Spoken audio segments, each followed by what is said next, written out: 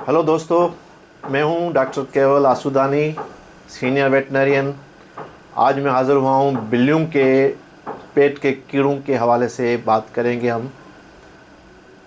एक बुरी खबर यह है कि आपके बिल्लियों में कीड़े आम होते हैं। उसके साथ अच्छी खबर यह है कि बिल्लियों के कीड़ों का अच्छा इलाज मौजूद है। हम बात करेंगे कि बिल्लियों के वर्म्स क्यों होते हैं, कैसे होते हैं, उनको बचा कैसे जा सकता है और उनका इलाज क्या है। डिटेल में तफसील पे हम बिल्लियों के वर्म्स की बात करेंगे।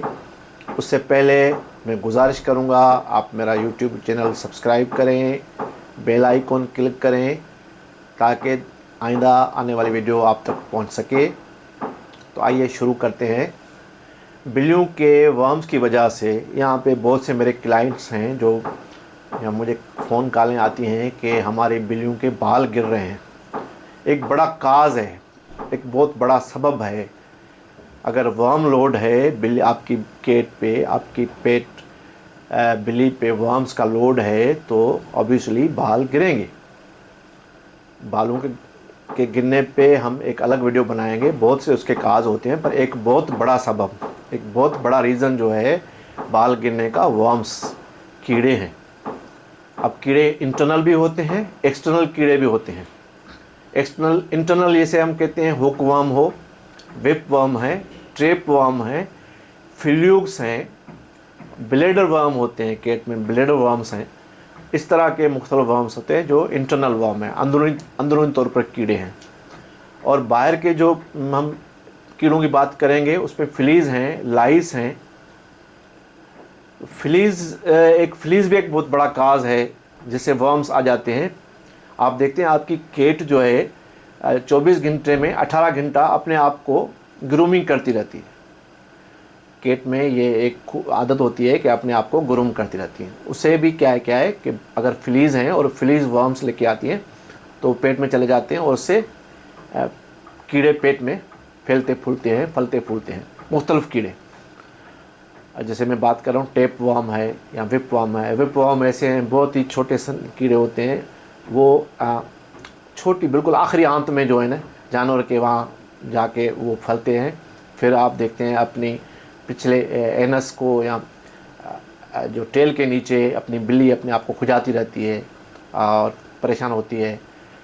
अच्छा, जैसे अगर ब्लेडर वर्म्स हो जाए, जो मसाना है उसमें वर्म्स हो जाते हैं तो यूरिन के कभी कभी प्रॉब्लम हो जाते हैं, यूरिन में मसला हो जाता है, यूरिन में कभी कभी ब्लड भी आता है, यूरिन कभी कभी बंद भी हो जाता है। तो ये वर्म्स बहुत से मसाइल पैदा करते हैं आपके पेट्स में, आपकी बिल्लियों में। तो हमें उससे बचना कैसे है? हमें बचा इस तरह जा सकता है कि हम पहले तो हाइजीनिक पे तवज्जो दें। जहाँ पे आपने बिल्लियाँ रखी हुई हैं, एक बिल्ली हो या ज़्यादा बिल्लियाँ हो, जहाँ पे भी आपने बिल्लियाँ रखी हुई हैं उन बिल्लियों की हाइजीनिक पे बहुत तवज्जो। अगर लिटर बॉक्स को अच्छी तरह आप जो है उसमें वो पॉप करती हैं बिल्लियाँ, उसको लिटर को अच्छी तरह साफ़ रखना है। रेगुलरली उसको साफ़ करते रहें। और जो आपके बिल्लियों के पार्ट्स हैं, फूड बाउल हैं, उनको भी रेगुलर आप वॉश करते रहें। को लीकिंग करती रहती हैं, बिल्लियों की आदत होती है लीकिंग करती रहती हैं। बिल्लियाँ घर में भी रहती हैं, बाहर जाती हैं, रोडेंट्स होते हैं बाहर, चूहे हो गए, कीड़े मकोड़े हो गए, मिट्टी में जो है मुंह मारती हैं। तो इन सब चीज़ों से वर्म्स लग जाते हैं, पेट में वर्म्स आ जाते हैं। पेट के कीड़े जिन्हें हम बोलते हैं, पैरासाइट हम जिनको कह सकते हैं, ये खून चूसते हैं। ये पैरासाइट्स पलते ही हैं, उनका होस्ट ही जो है आपका पेट है, आपका जानवर है, जिसके अंदर जाके वो उस पर पलते हैं, अपनी साइकिल जो है लाइफ साइकिल पूरी करते हैं। तो हमें उस लाइफ साइकिल को तोड़ना है, उनको पलपने से रोकना है, बढ़ने नहीं देना है। वो किस तरह कर सकते हैं? बेहतरीन हाइजीनिक कंडीशंस जो है ना, वो वर्म लोड ख़त्म तो नहीं करेंगी पर कम ज़रूर हो, काफ़ी हद तक कम हो जाएगा। वर्म नहीं, जानवर को इतना ज़्यादा वर्म्स नहीं होंगे। बाकी वर्म से बचने का जो बेहतर तरीका वो है कि मार्केट में अच्छी डीवर्मिंग, पेट के लिए, ह्यूमन वाली नहीं, बिल्लियों के लिए अच्छी डीवर्मिंग दवाइयाँ मौजूद हैं। आप उन दवाइयों को इस्तेमाल करें आपके अगर पेट बिल्ली है, शुरुआती तौर पर आपने छोटी बिल्ली ली हुई है, बच्चा लिया हुआ है, उसको भी डिवॉर्मिंग कराएं।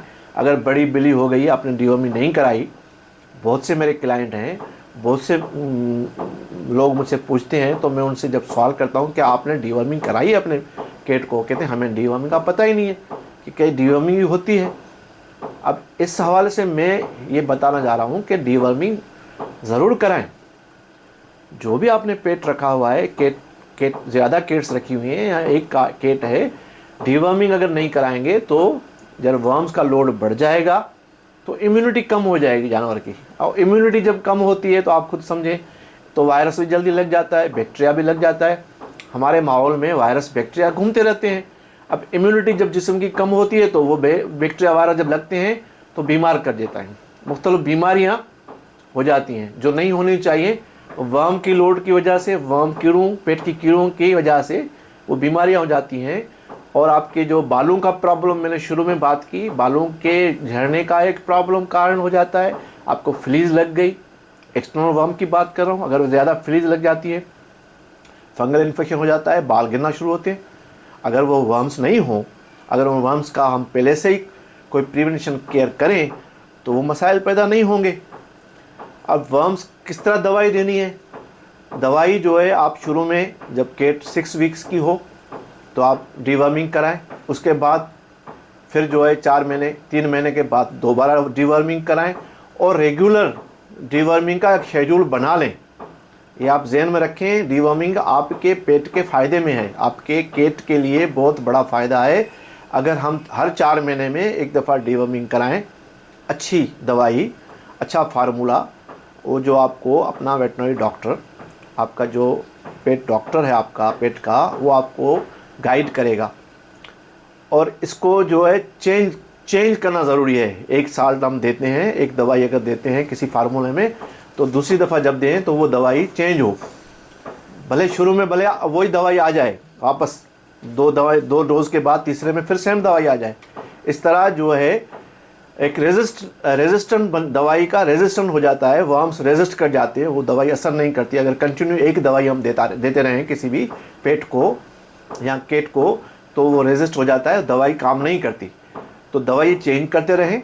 उसमें पेरेंटल है, एल्बेंडाजोल है, आयरोमेक्टन है, ये दवाइयाँ हैं मुख्तलिफ मार्केट में। और बेहतर तो मैं ये मशवरा दूंगा कि बेहतर आपको अपना डॉक्टर बताएगा, आपका वेट जो है वो आपको गाइड करेगा। और हमेशा वेट के प्रिस्क्रिप्शन के तहत आप जो है दवाई अपने केट को दें। अगर डोज ज़्यादा हो जाएगा तो भी परेशानी होगी, अगर डोज कम देंगे तो भी फ़ायदा नहीं होगा। तो इस बात का भी बड़ा ख्याल रखना है। डिवर्मिंग हाइजीनिक अपनी रखनी है, डिवर्मिंग रेगुलर करानी है, साल में 3 दफ़ा मस्ट डिवर्मिंग करानी है। अलामात की बात अगर करूं मैं, अलामात शायद भूल गया। अलामात में आपको देखेंगे आपकी केट जो है कमज़ोर वीक होती जाएगी, उसके आँखों के पानी बहना होगा और आँखों में एक पिचक सी लग जाती है, ये भी वर्म की अलामत है। बाल गिरना भी वर्म की अलामत है। कभी भूख नहीं लगती, कभी ज़्यादा खाने के बाद भी आप कहते हैं मेरी केट को तो खाना बहुत अच्छा दे रहे हैं पर वो वेट नहीं ग्रो कर रही। उसका सबब यही है कि वर्म्स का बर्डन है, तो ग्रो नहीं करेगी, आपकी केट ग्रो ही नहीं करेगी। बालों की शाइनिंग नहीं, हेयर कोट की जो शाइनिंग एक आमतौर पर बिल्ली में होती है वो नज़र नहीं आएगी, इसलिए कि वर्म लोड है। कभी कभी वॉमिट हो जाती है, बिल्लियाँ वॉमिट करती हैं, कभी कभी डायरिया हो जाता है, फिर सही हो जाता है, फिर डायरिया हो जाता है। तो ये सारी अलामात जो है आपकी केट में वर्म्स शो करती हैं। इन वर्म्स की वजह से मुख्तलिफ जो है मसाइल पैदा होते रहते हैं। कंटिन्यू डिवर्मिंग करने से आपका पेट हेल्दी रहेगा और आपको काफ़ी मसाइल से बचा रहेगा, आपका पेट काफ़ी मसाइल से, बीमारियों से बचा रहेगा। तो मेरी ये गुजारिश है कि आप अपने पेट को रेगुलर डिवर्मिंग कराते रहें। इसके साथ ही अपने होस्ट डॉक्टर केवल आसुदा को दीजिए इजाज़त। हम दोबारा मिलेंगे किसी और केट के बीमारी की या इशू पे। बड़ी मेहरबानी।